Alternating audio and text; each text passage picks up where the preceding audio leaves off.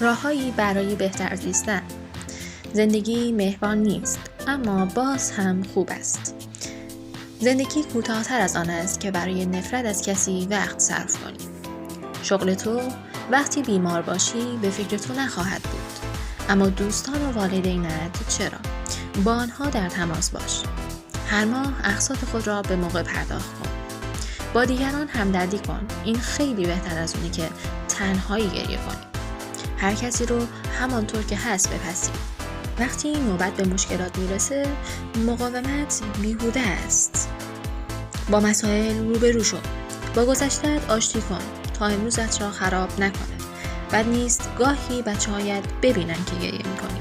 زندگیت را با دیگران مقایسه نکن. از کجا می‌دانی آنها در چه وضعیتی هستند؟ نفس عمیق بکش، آرام‌تر می‌شوی. از هرچه مفید، زیبا یا لذت بخش نیست دست بردار. هر اتفاقی که تو را تحت فشار قرار می‌دهد، تو را قوی‌تر می‌کند. وقتی قرار است به دنبال کسی بروی که دوستش داری، نگو نه. شمع روشن کن و لب‌ها رو نو کن.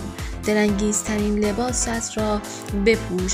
برای زمان خاص نگهش ندار. همین امروز زمان خاص فرا رسیده است. هیچ کس جز خودت مسئول خوشنودی تو نیست.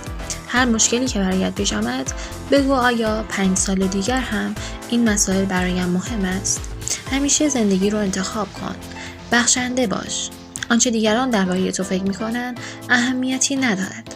زمان همه چیز را درست می‌کند. به زمان وقت بده. اوضاع هر چقدر بد یا خوب باشد تغییر خواهد کرد. خیلی جدی نباش. به معجزه اعتقاد داشته باش. قدر پدر و مادرت را بدان. زندگی را بررسی نکن. کارت را بکن و بیشترش را هم همین حالا.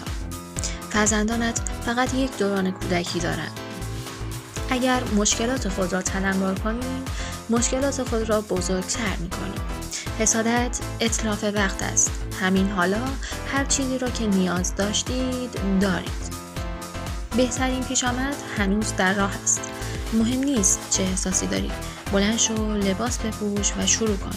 رها باش.